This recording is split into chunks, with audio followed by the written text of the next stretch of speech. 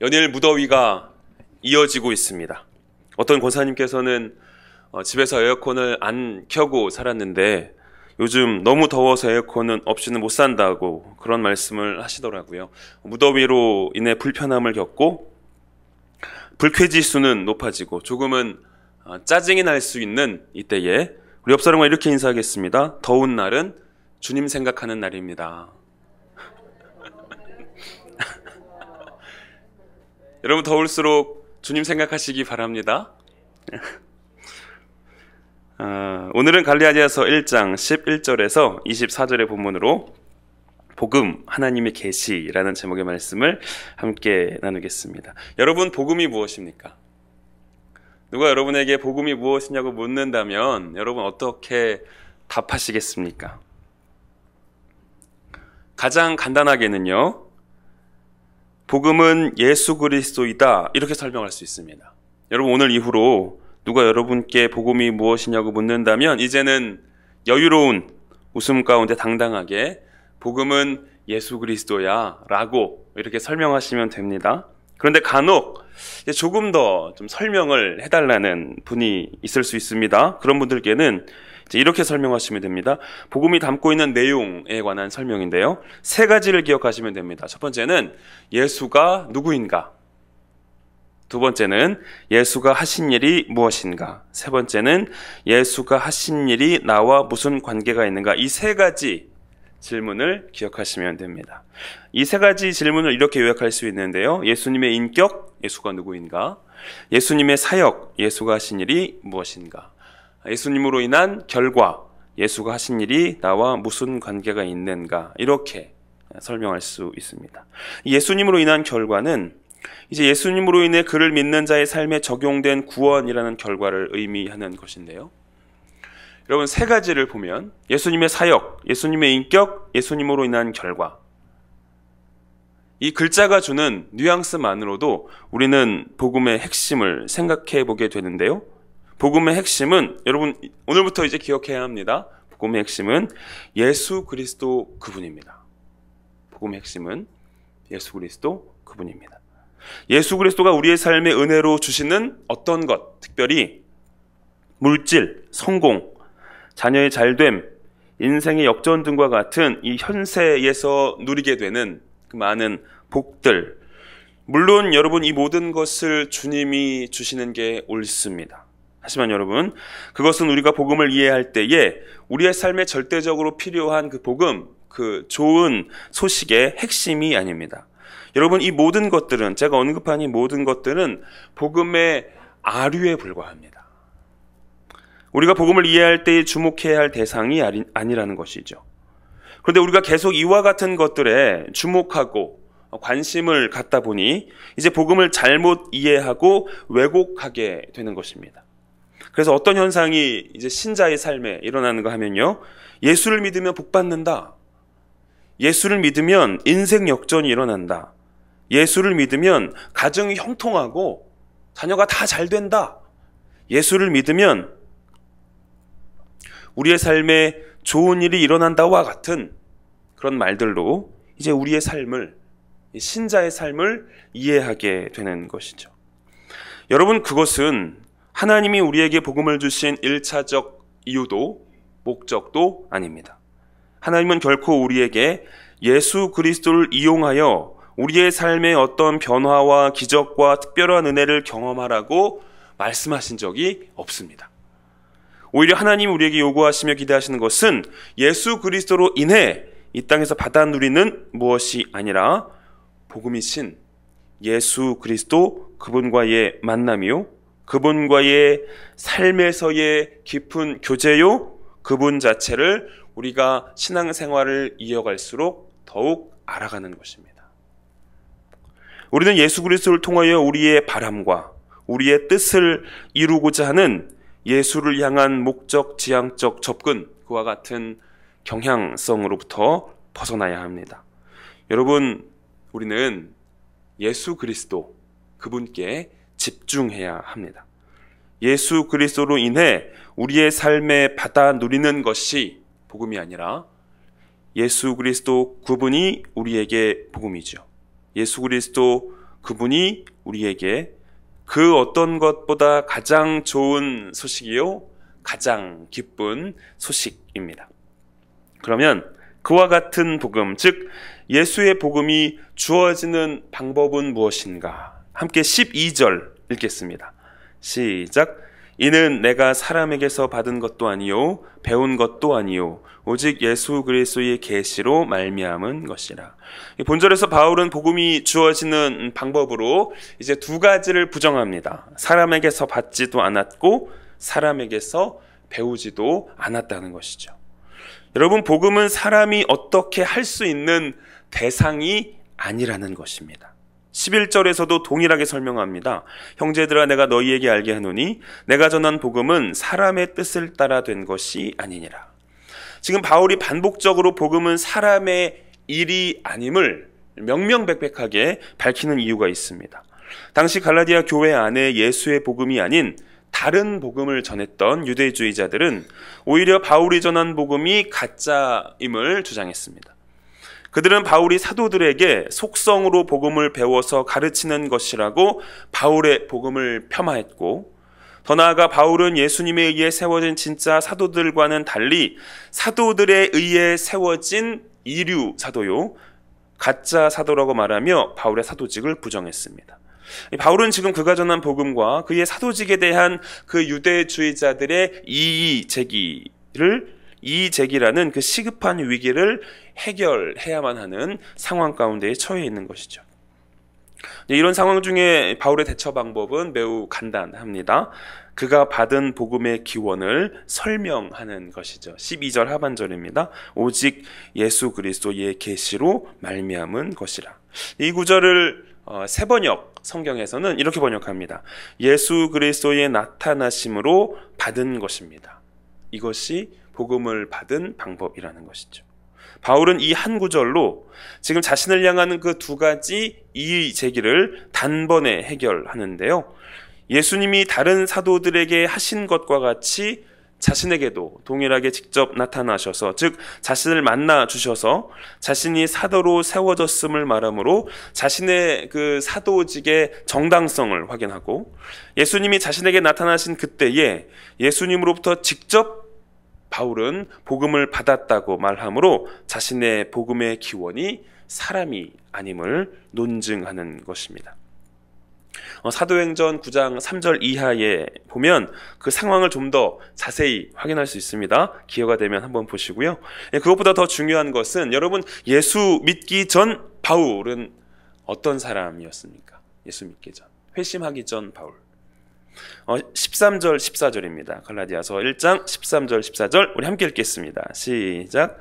내가 이전에 유대교에 있을 때에 행한 일을 너희가 들었거니와 하나님의 교회를 심히 박해하여 멸하고 내가 내 동족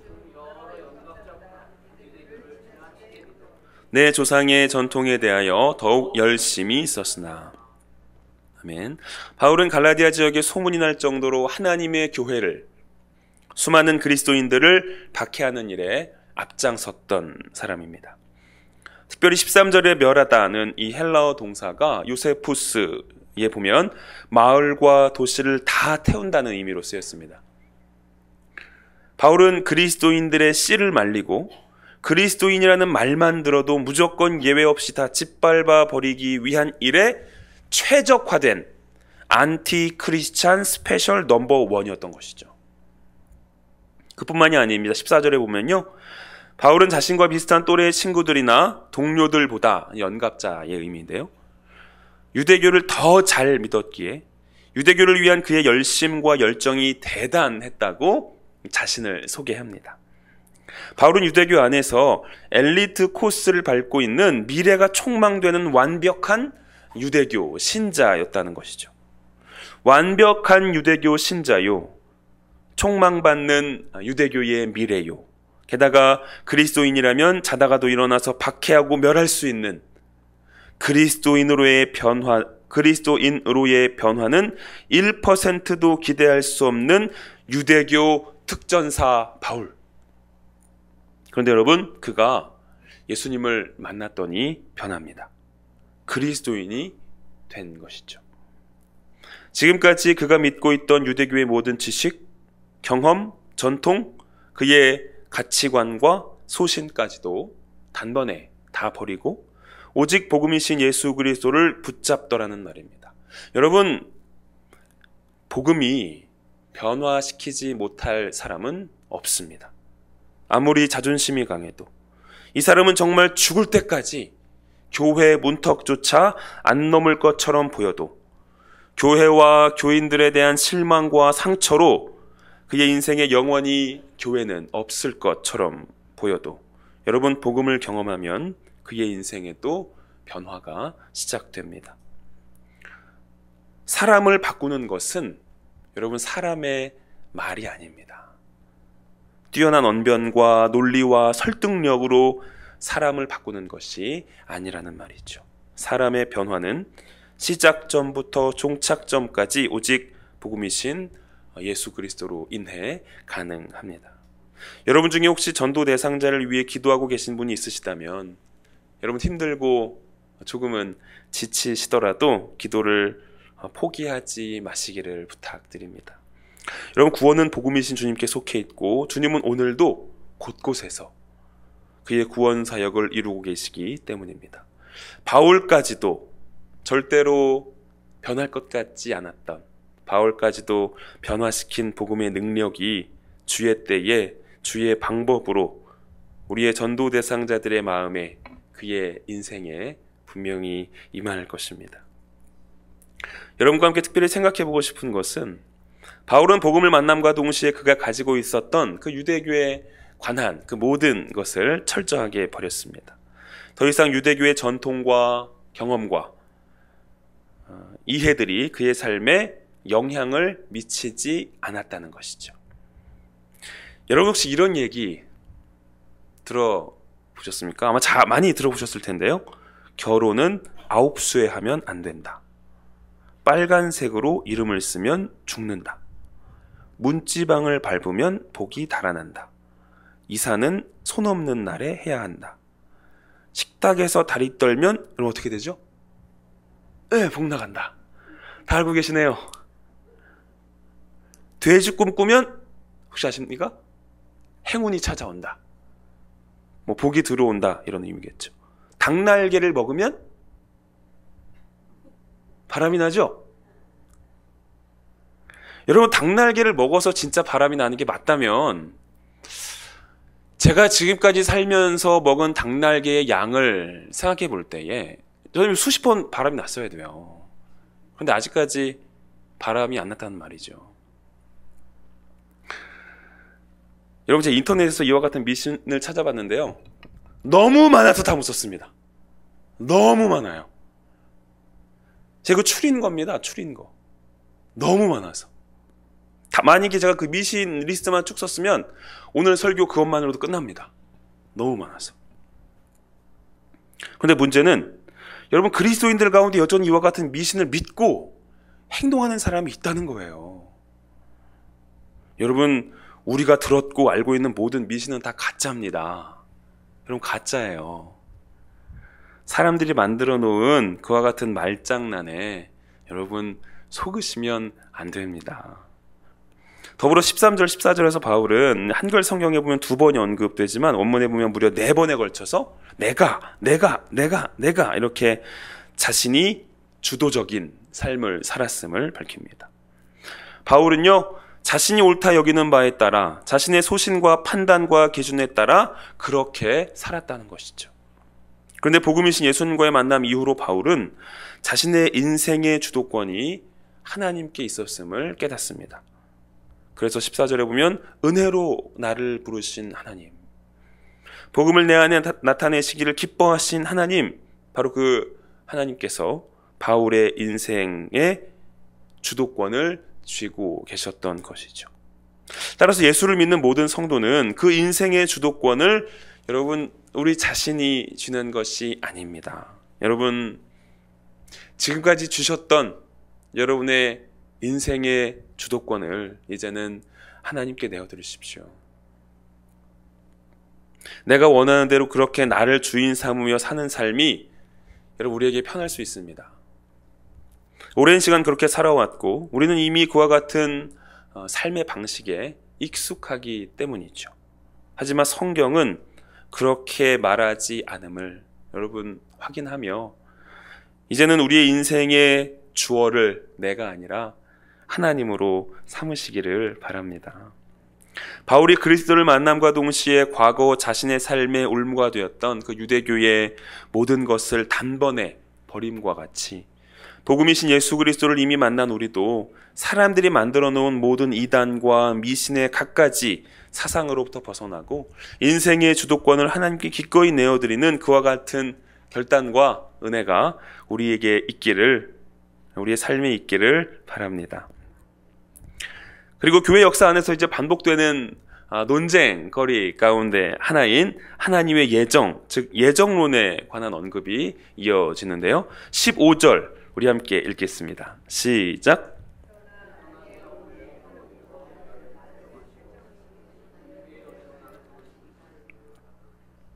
네, 아멘.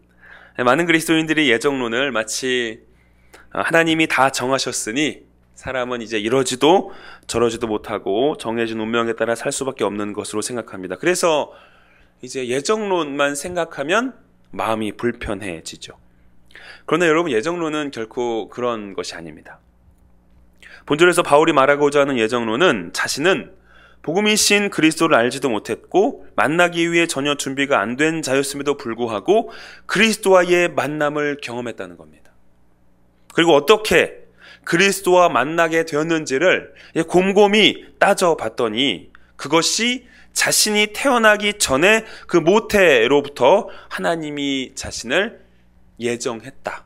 하나님이 자신을 택했기 때문이다 라고 이해한 것이죠. 여러분, 예정론은 결코 이 사람이 구원을 받았는지 아닌지를 확인하기 위한 교리가 아닙니다. 오히려 이해의 관점과 방향이 우리가 알고 있는 것과는 다릅니다. 예정론은요, 나의 삶에 일어난 현재를 해석하고 이해하기 위해 여러분 과거를 돌아보는 거예요. 여러분, 그게 예정론입니다. 따라서 15절은 하나님이 바울을 예정했기 때문에 부름을 받았다는 의미가 아니고요. 오히려 자신을 사도로, 자신을 성도로 부르신 그 하나님의 부르심, 그 하나님의 은혜를 곰곰이 생각해 보니 그 시작점이 내 어머니의 모태로부터 나를 선택하신 하나님의 예정이었음을 깨닫고 고백하는 내용이 바로 15절인 것이죠. 여러분, 예정론을 생각할 때에 우리에게 예정론을 여러분 우리가 건강한 교리로 잘 이해하면요, 예정론을 생각할 때 우리에게 주님을 향한, 하나님을 향한 감사와 찬양의 고백이 이어집니다. 왜냐면요, 지금 우리가 누리고 있는 그 구원의 은혜, 심지어 그리스도인들을 대적하며 핍박하는 일의 선봉자였던 바울과 같은 사람의 구원이 여러분 우발적으로 일어난 것이 아니라 어머니의 모태 안에서부터, 에베소서 1장의 표현을 빌려 쓰자면 창세 전부터 한치의 오차도 없이 철저하게 준비된 하나님의 계획 가운데에 있었던 일이라는 거죠. 그 성부 하나님의 구원 계획에 따라 성자 예수님은 십자가의 죽음과 부활로 그 구원을 성취하셨고, 성령 하나님은 우리가 말씀을 가까이 하고 말씀을 들을 때에 그 현장에서 우리의 삶에 그 구원을 우리의 삶에 실제적으로 적용시킴으로 창세 전부터 계획되고 시작된 그 하나님의 구원 사역을 우리의 삶에 여러분 은혜로 집어넣어 주신 거예요. 그와 같은 장엄하고 신비한 우리의 구원이 여러분 창세 전 하나님의 예정으로부터 시작됐다는 사실을 깨닫게 될 때에 우리는 그 예정론이 담고 있는 은혜로 인해 더욱 하나님을 찬양하고 기뻐하며 놀라고 감사하게 되는 것이죠. 이어서 바울은 자신이 전하는 복음이 사도들로부터 독립적임을, 즉 사도들에게서 배운 복음이 아니라 그리스도와의 만남으로 인해 깨닫고 믿게 되었음을 그 자신의 삶의 그 시간적 흐름을 통해 논리적으로 설명합니다. 16절인데요. 내가 곧 혈육과 의논하지 않았다. 17절입니다. 사도들을 만나려고 예루살렘으로 안 가고 아라비아를 들러 다메섹으로 갔다. 그리고 3년의 시간이 흐릅니다. 18절입니다.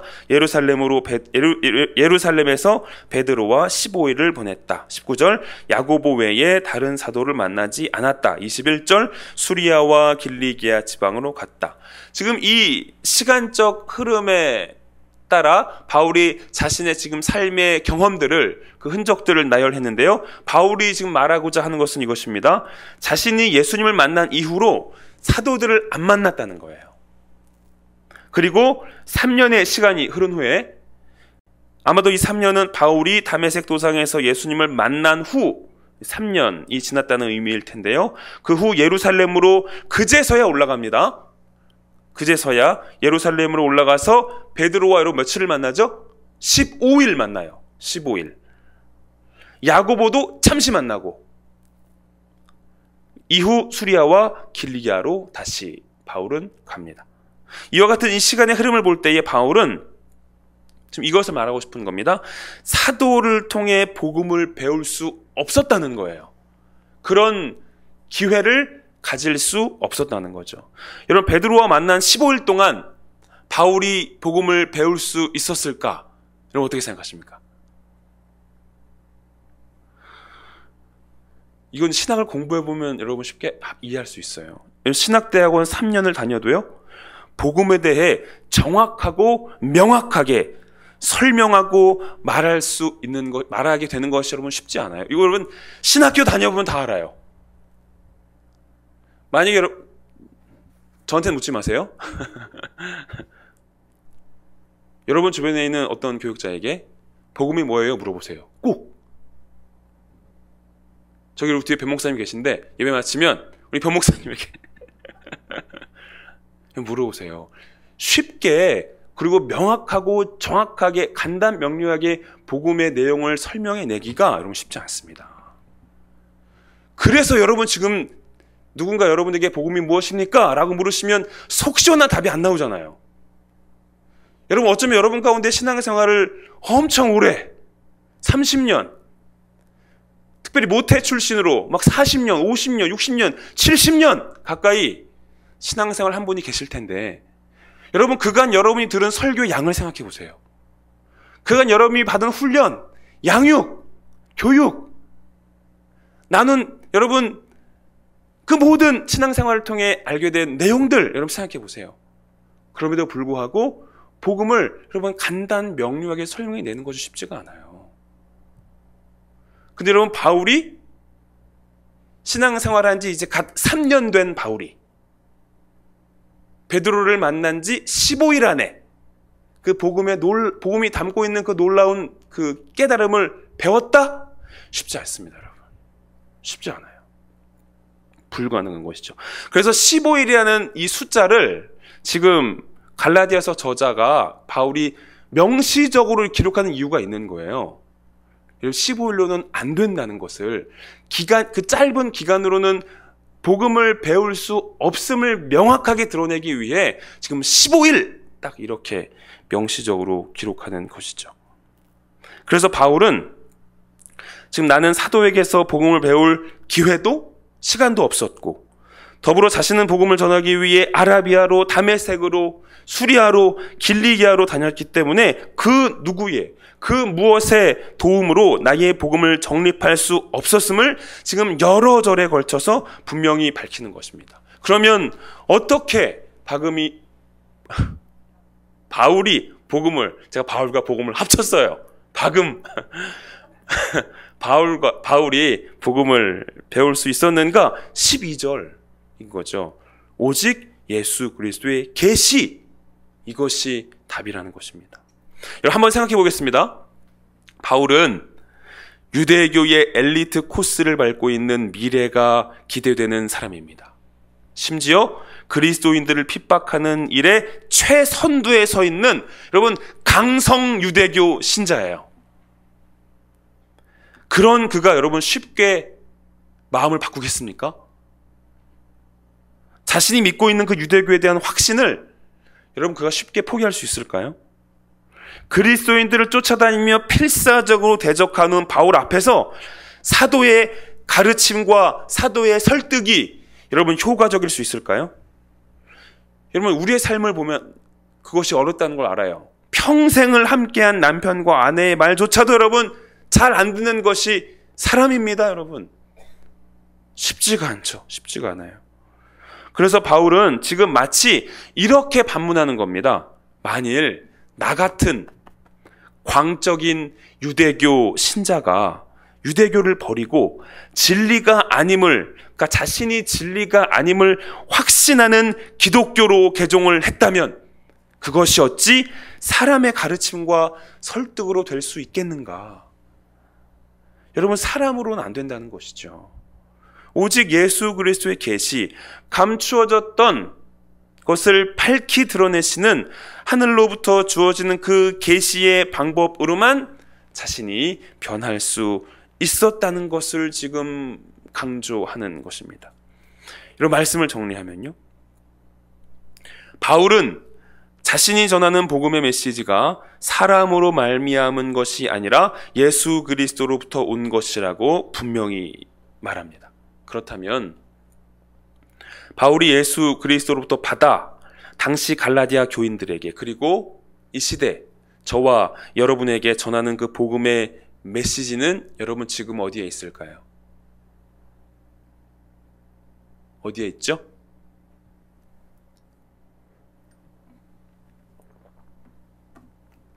여기 있죠. 여기 여러분. 여기. 성경.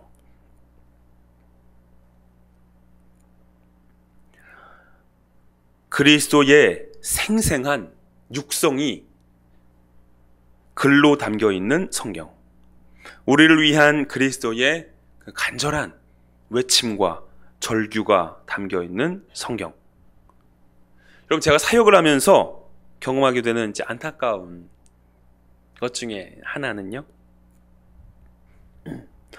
성경이 이렇게 말하고 있습니다 라는 설명과 부탁과 선언 앞에서도 생각보다 많은 분들이 자신의 생각과 행동을 안 바꿔요.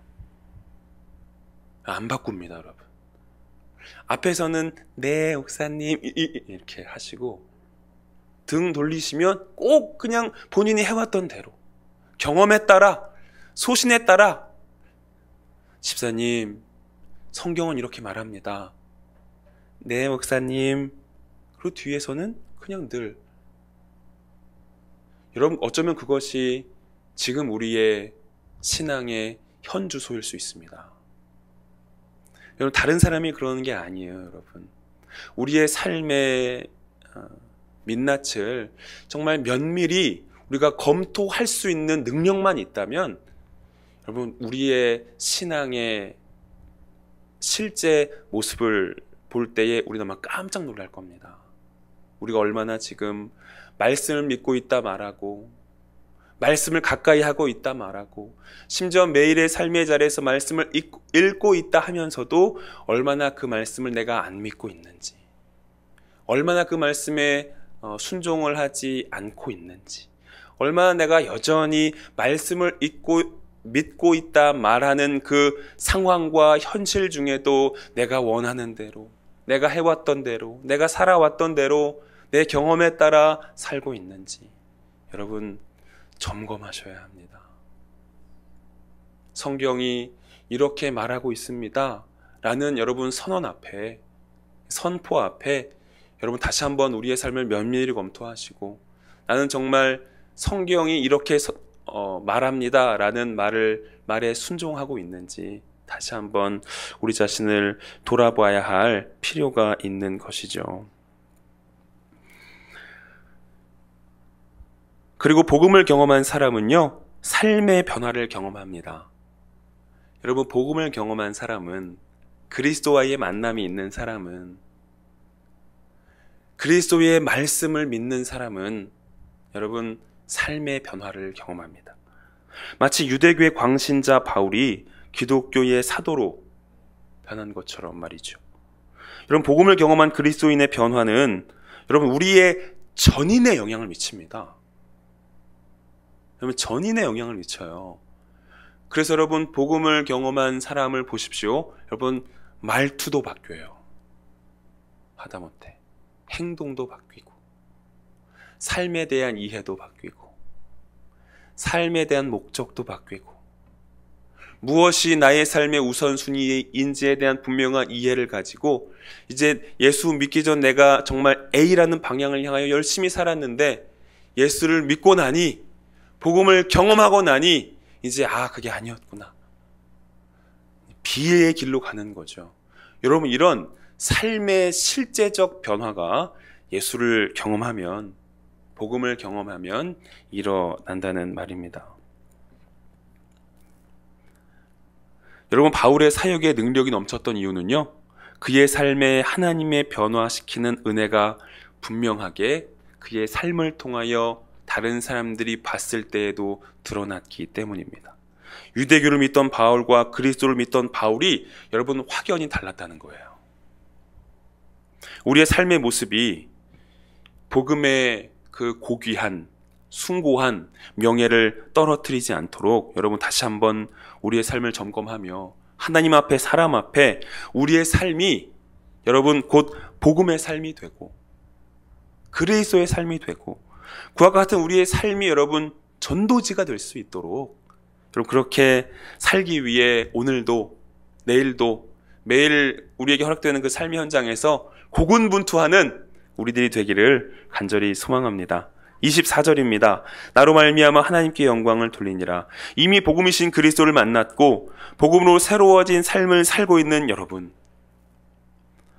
우리가 조금 더 복음이신 그리스도께 집중하며 그분으로 만족하고 기뻐하는 삶을 산다면 정말 우리의 삶에 이미 임한 그 복음을 자랑하며 복음을 앞세우는 삶을 산다면 여러분 세상은 그런 우리로 말미암아 하나님께 영광을 돌릴 것입니다. 우리의 삶이 그와 같기를 더욱 하나님께 존귀히 여김을 받고 영광 돌리게 되는 인생이 되기를 간절히 소원합니다. 찬송가 206